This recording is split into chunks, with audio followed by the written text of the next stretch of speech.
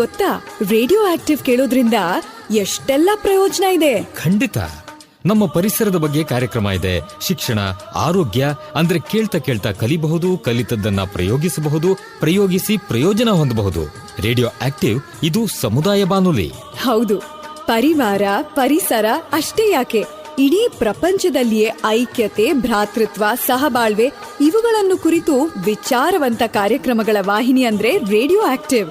90.4 ತರಂಗಾಂತರದಲ್ಲಿ ಕೇಳಿ ತಿಳಿಯೋಣ, ತಿಳಿದು ಬೆಳೆಯೋಣ. ಬಿತ್ತುವ ಅನುಭವ ದೇವಿಗೆ ಅನುಭವ, ನಿಮ್ಮಿ ಅನುಭವ ಬದುಕಿನ ಅನುಭವ.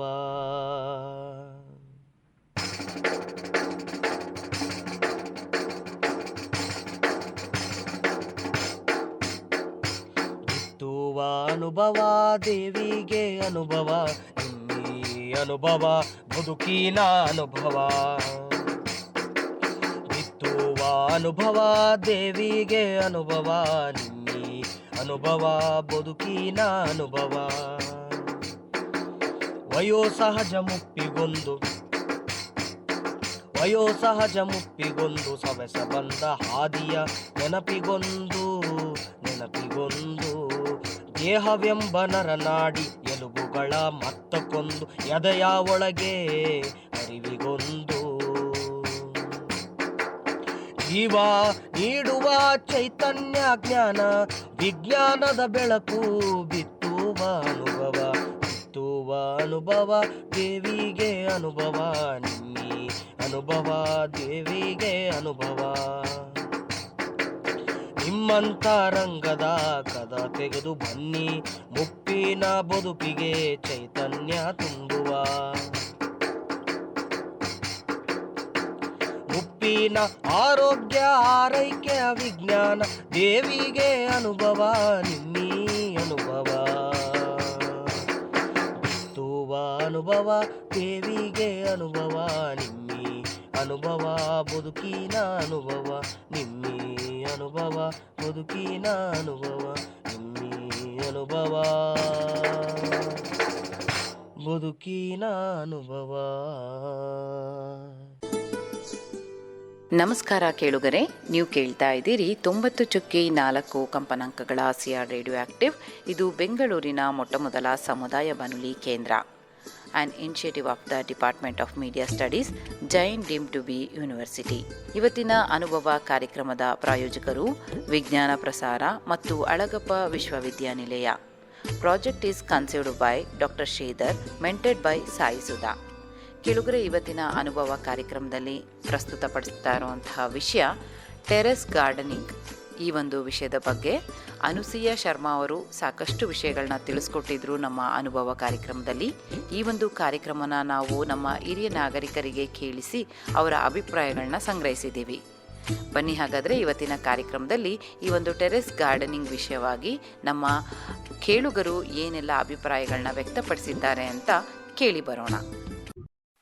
ಮೇಡಮ್, ಅವ್ರು ಕೇಳ್ತಾ ಇದ್ದಾರೆ, ಇವಾಗ ಪಾಟಲ್ಲಿ ಇಡೋದು ಒಳ್ಳೇದಾ ಗಿಡ, ಅಥವಾ ಡೈರೆಕ್ಟ್ ಆಗಿ ನಾಟಿ ಮಾಡೋದು ಒಳ್ಳೇದಾ ಅಂತ ಕೇಳ್ತಾ ಇದಾರೆ ಮೇಡಮ್ ಅವರು. ಡೈರೆಕ್ಟ್ ಆಗಿ ನಾಟಿ ಯಾತ್ರಲ್ಲಿ ಮಾಡ್ತೀರಾ? ಇಲ್ಲ, ಈಗ ನೋಡಿ ಕೆಲವು ಗಿಡಗಳನ್ನ ಹಾಕಿ ಗಿಡ ಬರ್ಸಿ ನಾಟಿ ಮಾಡ್ಬೇಕಾಗತ್ತೆ, ಇನ್ನು ಕೆಲವನ್ನ ನೇರವಾಗಿ ಬಿತ್ತನೆ ಮಾಡ್ಬೇಕಾಗತ್ತೆ. ಆಯ್ತಾ?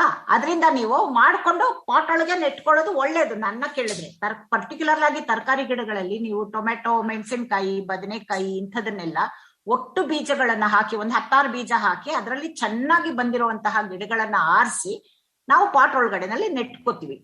ಈಗ ಹುರುಳಿಕಾಯಿ ಅಂತದೆಲ್ಲ ಹಾಕ್ಬೇಕಾದ್ರೆ, ಬೆಂಡೆಕಾಯಿ, ಹುರುಳಿಕಾಯಿ ಇಂಥದೆಲ್ಲ ನೇರವಾಗಿ ಬಿತ್ತನೆ, ಅಂದ್ರೆ ನೀವು ಯಾವ ಜಾಗದಲ್ಲಿ ಹಾಕ್ಬೇಕು ಅಂತ ಇರ್ತೀರಾ ಅದೇ ಜಾಗದಲ್ಲಿ ಹಾಕ್ಬೇಕಾದನ್ನ ಮುಂಚಿತವಾಗಿ. ನಾಟಿ ಮಾಡೋದಕ್ಕೆ ಅವಕಾಶ ಇರಲ್ಲ ಅದ್ರಲ್ಲಿ. ಮ್ಯಾಮ್, ಹಾಗಾದ್ರೆ ನೀವು ನಿಮ್ಮ ಟೆರೆಸ್ ಗಾರ್ಡನಿಂಗ್ ಅಲ್ಲಿ ಏನೇನೆಲ್ಲ ಬೆಳಿತೀರಿ ಮ್ಯಾಮ್? ಈಗ ನನ್ನ ಕೇಳಿದ್ರೆ ಸ್ವಲ್ಪ ಕಷ್ಟ ಉತ್ತರ ಹೇಳೋದು, ಯಾಕಂದ್ರೆ ತುಂಬಾ ವರ್ಷಗಳಿಂದ ಇದೆಯಲ್ಲ, ಈ ಹಳೆ ನೆಂಟನ್ನ ಬಿಡಕ್ಕಾಗಲ್ಲ. ಹಾಗಾಗಿ ನಾನು ತುಂಬಾ ಗಿಡಕ್ಕೋಸ್ಕರ ಅಂತಾನೆ ಇಟ್ಕೊಂಡಿದ್ದೀನಿ. ಅದರಿಂದ ಏನ್ ಪ್ರಯೋಜನ ಇದೆಯೋ ಇಲ್ವೋ ಗೊತ್ತಿಲ್ಲ. ಆತರ ಅಂದ್ರೆ ಯಾಕೆ ಹೇಳ್ತಾ ಇದ್ದೀನಿ ಅಂದ್ರೆ, ಬೇಕಾದಷ್ಟು ತರಹದ ಗಿಡಗಳನ್ನ ಬೆಳಿಬಹುದು. ಈಗ ನಮ್ಮ ಟೆರೆಸ್ ಗಾರ್ಡನ್ ಅಲ್ಲಿ ಇದ್ರದ್ದು ಹೂವಿನ ಗಿಡಗಳಿದೆ, ಬೇಕಾದಷ್ಟು ತರಹದ ಹೂವಿನ ಗಿಡಗಳಿದೆ. ಮತ್ತೆ ತರಕಾರಿಗಳನ್ನ ಸೀಸನ್ ಅಲ್ಲಿ ಹಾಕ್ಬೇಕಾಗತ್ತೆ. ಈಗ ನೋಡಿ ಜೂನ್ ಅಲ್ಲಿ ಹಾಕೋದಾದ್ರೆ ನಾವು ಎಲ್ಲಾ ತರಕಾರಿನೂ ಹಾಕ್ಬೋದು, ಎಲ್ಲಾ ಸೊಪ್ಪುಗಳನ್ನ ಬೆಳ್ಕೋಬಹುದು. ಮತ್ತೆ ಇದ್ರ ಜೊತೆನಲ್ಲಿ ನಮಗೆ ದಿನನಿತ್ಯ ಉಪಯೋಗಕ್ಕಾಗುವಂತಹ ತುಳಸಿ ಇರ್ಬೋದು, ದೊಡ್ಡಿಪತ್ರೆ ಇರ್ಬೋದು, ಇವುಗಳನ್ನ ಬಸಳೆ ಇರ್ಬೋದು, ಇಂಥದನ್ನೆಲ್ಲ ಬೆಳ್ಕೊಂಡಾಗ ಏನಾಗುತ್ತೆ ಅಂತಂದ್ರೆ ದಿನನಿತ್ಯದ ಬಳಕೆಗೆ ಬೇಕಾಗುವಂತಹದ್ದು ಸಮಸ್ತವೂ ಸಿಕ್ಕತ್ತೆ. ಮತ್ತೆ ಇನ್ನೊಂದೇನಂದ್ರೆ ಬಳ್ಳಿ ತರಕಾರಿಗಳನ್ನ ಹಾಕೋದಾದ್ರೂ ಕೂಡ ಮೇ ಎಂಡಲ್ಲಿ ಅಂದ್ರೆ ಮೊದಲ ಮಳೆ ಬಂದ ತಕ್ಷಣ, ಮುಂಗಾರು ಮಳೆ ಬಂದ ತಕ್ಷಣ ನಾವು ಆ ಬಳ್ಳಿ ತರಕಾರಿಗಳನ್ನ ಗಿಡ ಮಾಡ್ಕೋತೀವಿ. ಅಂದ್ರೆ ಸಣ್ಣ ಸಣ್ಣ ಕವರ್ಗಳಲ್ಲಿ ಬೀಜಗಳನ್ನ ಹಾಕಿ ಗಿಡಗಳನ್ನ ಬೆಳೆಸ್ಕೊಂಡು ಆಮೇಲೆ ಅದನ್ನ ಪುನರ್ ನಾಟಿ ಮಾಡ್ತೀವಿ ಎಲ್ಲಿ ಹಾಕ್ಬೇಕು ಅಲ್ಲಿಗೆ. ಆತರ ಹಾಕಿದಾಗ ನಿಮ್ಗೆ ಈ ಸೆಪ್ಟೆಂಬರ್ ಅಕ್ಟೋಬರ್ ಹೊತ್ತಿಗೆ ಡಬಲ್ ಬೀನ್ಸ್ ಇರ್ಬೋದು, ಚಪ್ರದವರೆಕಾಯಿ ಇರ್ಬೋದು, ಸೀಮೆ ಬದನೆಕಾಯಿ ಇರ್ಬೋದು, ಇಂಥವೆಲ್ಲ ವಿಂಗಡ್ ಬೀನ್ಸ್ ಇರ್ಬೋದು, ಇಂತಹವನ್ನೆಲ್ಲಾನು ಸಾಧಾರಣ ನಾವು ಜೂನ್ ಮೊದಲ ವಾರದಲ್ಲಿ ಅಥವಾ ಮೇ ತಿಂಗಳ ಕೊನೆಯಲ್ಲಿ ಹಾಕಿದ್ರೆ ಬರುತ್ತೆ. ಮತ್ತೆ ಈಗ ನಿಮ್ಗೆ ಮೆಂತ್ಯ ಸೊಪ್ಪು ಮತ್ತೆ ಕೊತ್ತಂಬರಿ ಸೊಪ್ಪು ಇಂಥದೆಲ್ಲ ಪಾಲಕ್ ಇವೆಲ್ಲವೂ ಈ ಸಮಯದಲ್ಲಿ ಅಂದ್ರೆ ದೀಪಾವಳಿ ಆದ ನಂತರ ಹಾಕಿದ್ರೆ ಅಂದ್ರೆ ಸೆಪ್ಟೆಂಬರ್ ಅಕ್ಟೋಬರ್ ಟೈಮಲ್ಲಿ ಹಾಕಿದಾಗ ನಿಮ್ಗೆ 1.5 ತಿಂಗಳೊಳಗಡೆ ಆ ಸೊಪ್ಪುಗಳನ್ನ ನಾವು ಇದು ಮಾಡ್ಕೋಬಹುದು. ಇದೆಲ್ಲವನ್ನು ಬೆಳೆಯುವಂತಹ ಒಂದು ಸಾಧ್ಯತೆ ತಾರಸಿ ತೋಟದಲ್ಲಿ ಇದೆ.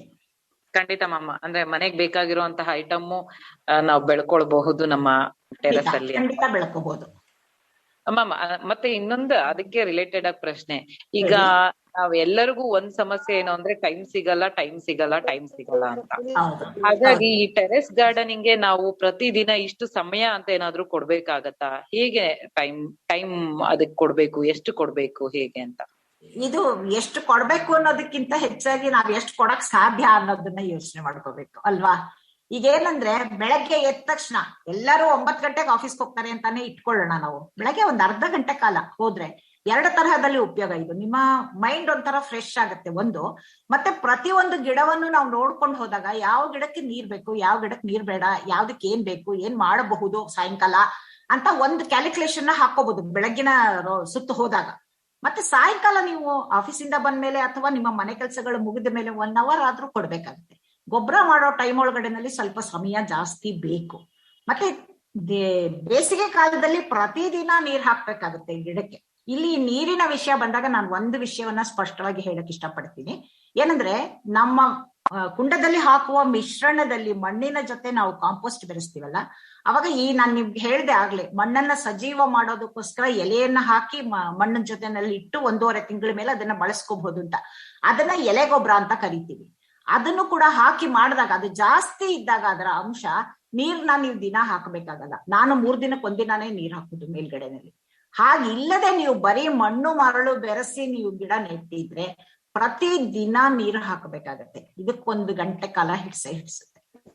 ಮಡಕಿನಲ್ಲಿ ಗಿಡ ಮಾಡಿದ್ರೆ ಒಳ್ಳೆ ಮಾಡ್ಬೋದು. ಮಡಕೆನಲ್ಲಾದ್ರೂ ಮಾಡ್ಬೋದು, ಕುಡಿಕೆನಲ್ಲಾದ್ರೂ ಮಾಡ್ಬೋದು. ನಿಮ್ಮ ಗಿಡ ಎಷ್ಟು ದೊಡ್ಡದಾಗಿ ಬೆಳೆಯತ್ತೆ, ಯಾವ ಸೈಜ್ ಅಲ್ಲಿ ಬೆಳೆಯತ್ತೆ ಇದನ್ನ ಅಂದಾಜ್ ಇಟ್ಕೊಂಡು, ಆದ್ರೆ ನೀವು ಅದಕ್ಕೊಂದು ಸಣ್ಣ ತೂತನ್ನ ಕೆಳಗಡೆನಲ್ಲಿ ಮಾಡ್ಲೇಬೇಕಾಗತ್ತೆ. ಆ ತೂತಿಗೊಂದು ಪೀಸ್ ಇದ್ರದ್ದು ಪಾಟಿನ ಒಡೆದೋಗಿರೋ ಪಾಟಿನ ಪೀಸ್ ಒಂದನ್ನ ಇಟ್ಟು ನೀವು ಆಮೇಲೆ ಮಣ್ಣುಗಳನ್ನ ತುಂಬಿಸಿದ್ರೆ ಅದ್ರಲ್ಲಿರುವ ಎಕ್ಸ್ಟ್ರಾ ನೀರು ಹೋಗೋದಕ್ಕೆ ಅವಕಾಶ ಮಾಡ್ಕೊಡಿ.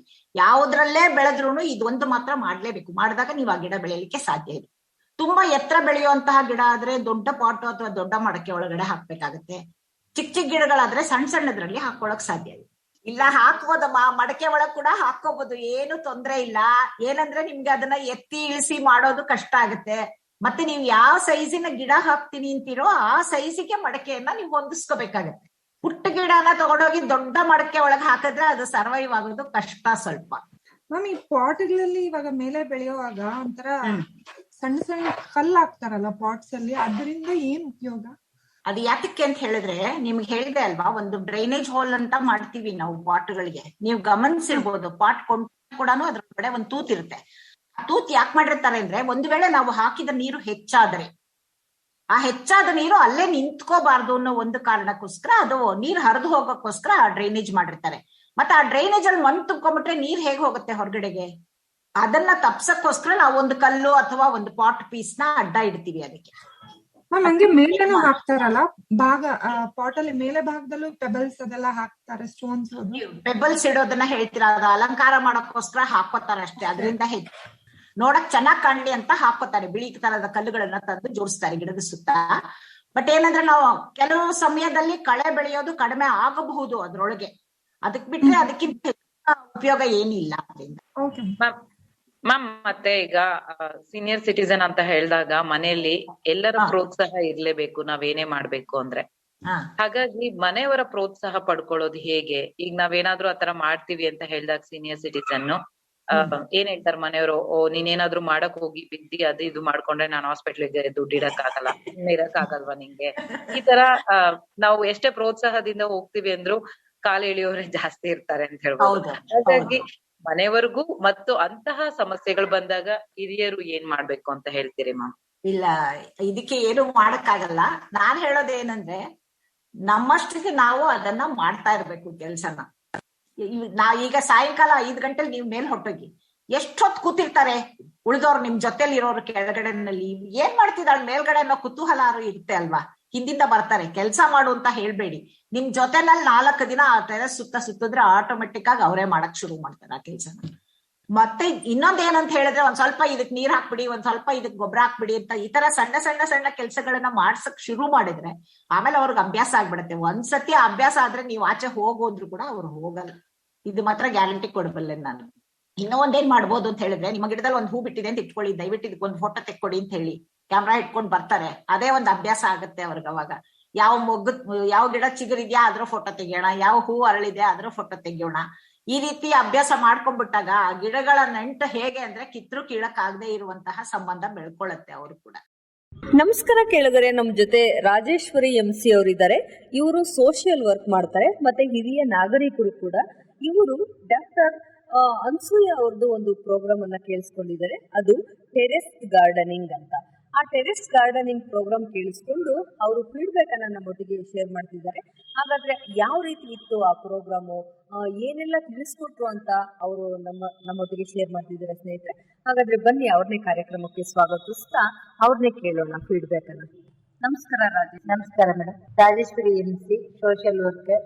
ಡಾಕ್ಟರ್ ಅನ್ಸೂಯ ಅವರು ಗಾರ್ಡನ್ ಬಗ್ಗೆ, ಟೆರೆಸ್ ಮೇಲೆ ಗಾರ್ಡನ್ ಬಗ್ಗೆನಲ್ಲಿ ಏನೆಲ್ಲ ತರಕಾರಿಗಳನ್ನು ಬೆಳಿಬಹುದು ಅಂತ ಒಂದು ಪ್ರೋಗ್ರಾಮ್ ನಡೆಸ್ಕೊಟ್ರು. ಅದು ಕೇಳಿ ನಮಗೆ ತುಂಬ ಖುಷಿ ಆಯಿತು.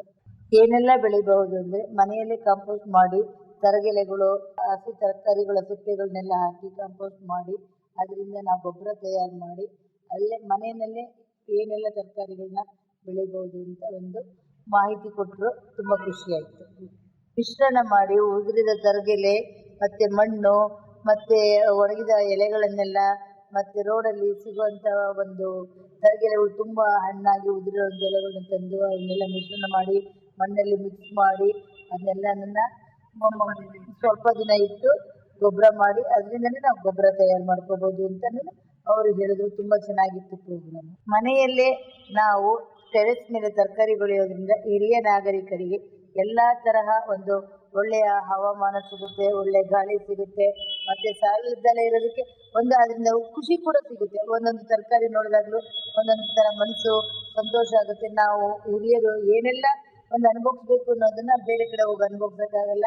ನಮ್ಮಲ್ಲೇ ನಮ್ಮನೆ ಟೆರೆಸ್ ಮೇಲೇ ನಾವು ಅನುಭವಿಸ್ಬೋದು. ಈ ಥರ ಖುಷಿನ ನಾವು ಅದರಲ್ಲಿ ಕಾಣಬಹುದು. ಮನೆಯಲ್ಲೇನೆ ಕೊತ್ತಂಬರಿ ಸೊಪ್ಪು, ಪುದೀನ ಸೊಪ್ಪು, ಮೆಂತ್ಯ ಸೊಪ್ಪು ಇವನ್ನೆಲ್ಲ ಬೆಳೆದು ನಾವು ಅದರಿಂದ ಮನೆಯಲ್ಲೇ ಓನಾಗಿ ತಯಾರು ಮಾಡಿ ಓನಾಗಿ ಫ್ರೆಶ್ ಆಗಿ ನಾವು ತರಕಾರಿನ ಸೊಪ್ಪು ಹಾಕ್ಬೋದು. ಬೇರೆ ಮತ್ತೆ ಎಲ್ಲ ಥರದ ತರಕಾರಿಗಳನ್ನು ನಾವು ಮನೆಯಲ್ಲಿ ಬೆಳಿಬೋದು ಅನ್ನೋ ಒಂದನ್ನು ಅವರು ನಮಗೆ ತಿಳಿಸ್ಕೊಟ್ಟಿದ್ದಾರೆ. ಆ ವಿಷಯ ಕೇಳಿ ನಾವು ಸೀನಿಯರ್ಸ್ ನಾವು ನಮಗೂ ಖುಷಿ ಆಯಿತು. ಒಂದು ಕೊತ್ತಂಬರಿ ಸೊಪ್ಪು ಬೆಳ್ಕೋಬೋದು, ಪುದೀನ ಬೆಳಿಬೋದು, ಮತ್ತು ಮೆಂತ್ಯ ಸೊಪ್ಪು ಈ ಥರದನ್ನೆಲ್ಲ ಬೆಳ್ಕೊಂಡು ನಾವು ಯೂಸ್ ಮಾಡ್ಬೋದು. ಕೃತಕವಾಗಿ ತಯಾರು ಮಾಡಿರ್ತೀವಲ್ವ ಅದರಿಂದ. ಟೆರೆಸ್ ಮೇಲೆ ಬದನೆಕಾಯಿ ಗಿಡ ಬೆಳಿಬೋದು, ನೆಲ್ಲವರೆಕಾಯಿ ಬೆಳಿಬೋದು, ಬೀನ್ಸ್ ಬೆಳಿಬೋದು, ಮತ್ತು ಟೊಮೊಟೊ ಗಿಡ ಬೆಳಿಬೋದು, ಮತ್ತು ಹಲವಾರು ಇನ್ನು ತರಕಾರಿಗಳನ್ನ ಹಲವಾರು ಸೀಬೆ ಬದನೆಕಾಯಿ ಬೆಳಿಬೋದು. ನಮ್ಮ ಟೆರೆಸ್ ಮೇಲೆ ನಾವು ಬಳ್ಳಿ ಬೆನ್ನಲ್ಲಿ ಹಾಕ್ಕೊಂಡು ಹಲವಾರು ತರಕಾರಿಗಳನ್ನ ಬೆಳಿಬೋದು. ಅದರಿಂದ ನಾವು ಕೃತಕವಾಗಿ ನಾವು ಮನೆಯಲ್ಲೇ ಬೆಳೆದು ನಾವು ಮನೆಯಲ್ಲೇ ನಮ್ಮ ಆಹಾರಕ್ಕೆ ಏನು ಬೇಕೋ ಅದನ್ನ ನಾವು ತಯಾರು ಮಾಡ್ಕೊಳ್ಬೋದು. ಮತ್ತು ಅದರಲ್ಲಿ ನಾವು ಖುಷಿನೂ ಕೊಡ್ಬೋದು. ನಮಗೆ ಇನ್ನೂ ಒಂದು ವಿಷಯ ತಿಳಿಸ್ಕೊಟ್ರು. ಸೀನಿಯರ್ಗಳು ನಾವು ಯಾವ ರೀತಿಯಲ್ಲಿ ಮನಸ್ಸು ಸಂತೋಷ ಪಡಿಸ್ಕೋಬೋದು ಅಂತಂದರೆ, ನಮ್ಮ ಒಂದು ಸಂತೋಷನ ನಾವು ಆ ಗಿಡಗಳ ಜೊತೆಲಿ ಹಂಚ್ಕೊಳ್ಬೋದು. ಅಲ್ಲಿ ನೋಡಿದಾಗ ನಮಗೂ ಮನಸ್ಸು ಖುಷಿ ಆಗುತ್ತೆ. ನಾವು ಅಲ್ಲಿ ಬೇಸರ ಕಳ್ಕೊಳ್ಬೋದು, ಮತ್ತು ಅದರಿಂದ ಆರೋಗ್ಯನೂ ಪಡ್ಕೊಳ್ಬೋದು. ನಾವೇ ಸ್ವತಃವಾಗಿ ಬೆಳೆದು ತಿನ್ನುವಂಥ ಒಂದು ಅನುಕೂಲನೂ ಪಡ್ಕೊಳ್ಬೋದು. ಅದರಿಂದ ನಮ್ಗೆ ಇನ್ನೂ ಹಲವಾರು ಅನುಭವಗಳು ಕೂಡ ಆಗುತ್ತೆ. ಮಾನಸಿಕವಾದ ಏನೇನು ನೋವಿದ್ರು ಅದರಿಂದ ನಾವು ಪರಿಹಾರ ತಗೊಳ್ಬೋದು, ಆರೋಗ್ಯನೂ ಸಂಪಾದನೆ ಮಾಡ್ಕೊಳ್ಬಹುದು ಅಂತ ಒಂದು ಮಾತನ್ನ ನಾವು ಹೇಳಕ್ ಇಚ್ಛೆ ಪಡ್ತೀವಿ. ಡಾಕ್ಟರ್ ಅನ್ಸೂಯ ಅವ್ರು ತಿಳಿಸ್ಕೊಟ್ರು. ಆ ವಿಷಯ ಕೇಳಿ ನಾವು ಸೀನಿಯರ್, ನಮ್ಗೆ ತುಂಬಾ ಖುಷಿ ಆಯ್ತು ಅದ್ರ ಬಗ್ಗೆನಲ್ಲಿ. ಚಿಕ್ಕ ಚಿಕ್ಕ ಪಾಟ್ಗಳಲ್ಲಿ ದೊಡ್ಡ ದೊಡ್ಡ ಪಾಟ್ ಇಟ್ಟ ಅಂತಂದ್ರೆ ಟೆರೆಸ್ ಮೇಲೆ ಗಲೀಜಾಗುತ್ತೆ, ಮತ್ತೆ ಸಾಲದಲ್ಲಿ ಟೆರೆಸ್ ಹಾಳಾಗುತ್ತೆ, ಅದೇ ಬೇರುಗಳೆಲ್ಲ ಬಿಟ್ಕೊಳ್ಳುತ್ತೆ, ಬೇರೆ ಹಲವಾರು ತೊಂದರೆಗಳಾಗ್ಬೋದು. ಅದೇ ಚಿಕ್ಕ ಚಿಕ್ಕ ಪಾಟ್ಗಳಲ್ಲಿ ಚಿಕ್ಕ ಚಿಕ್ಕದಾಗಿ ಹೂವಿನ ಕುಂಡಗಳು, ಹೂವುಗಳು, ಹಲವಾರು ರೋಸ್ ಗಿಡಗಳಾಗ್ಬೋದು, ತುಳಸಿ ಗಿಡಗಳಾಗ್ಬೋದು, ಬೇರೆ ಬೇರೆದೆಲ್ಲ ನಮ್ಗೆ ಆರೋಗ್ಯಕ್ಕೆ ಏನೇನು ಬೇಕು ಅದನ್ನ ಅಲವೀರ ಆಗ್ಬೋದು, ಮತ್ತೆ ಸಾಲದಲ್ಲಿ ಹೇಳೋದಕ್ಕೆ ಅಮೃತಬಳ್ಳಿ ಆಗ್ಬೋದು, ಇವನ್ನೆಲ್ಲ ನಾವೇ ಸ್ವತಃವಾಗಿ ಬೆಳೆಸಿ ನಾವೇ ಆರೋಗ್ಯ ಪಡ್ಕೊಳ್ಬಹುದು ಅಂತ ಡಾಕ್ಟರ್ ಅನ್ಸೂಯ ಅವ್ರು ಹೇಳಿದ್ರು. ಅವರಿಗೆ ನಾನು ನನ್ನ ಮನಸ್ಪೂರ್ವಕವಾಗಿ ಅವ್ರಿಗೆ ಥ್ಯಾಂಕ್ಸ್ ಹೇಳಕ್ ಇಷ್ಟಪಡ್ತೀನಿ. ರಾಜೇಶ್ವರಿ MC. ನಮಸ್ಕಾರ ಕೇಳುಗರೆ, ನಮ್ಮೊಟ್ಟಿಗೆ ಸೋಷಿಯಲ್ ವರ್ಕ್ ಮಾಡುವಂತಹ ಗಿರಿಜಾ ಅವರು ನಮ್ಮೊಟ್ಟಿಗಿದ್ದಾರೆ ಸ್ನೇಹಿತರೆ. ಇವರು ಟೆರೆಸ್ಡ್ ಗಾರ್ಡನಿಂಗ್ ಬಗ್ಗೆ ಒಂದು ಪ್ರೋಗ್ರಾಮನ್ನು ಕೇಳಿಸ್ಕೊಂಡಿದ್ದಾರೆ ಡಾಕ್ಟರ್ ಅನ್ಸೂಯ ಅವ್ರದ್ದು. ಹಾಗಾದರೆ ಅದರ ಒಂದು ಫೀಡ್ಬ್ಯಾಕ್ನ ನಮ್ಮೊಟ್ಟಿಗೆ ಶೇರ್ ಮಾಡ್ಕೊತಿದ್ದಾರೆ.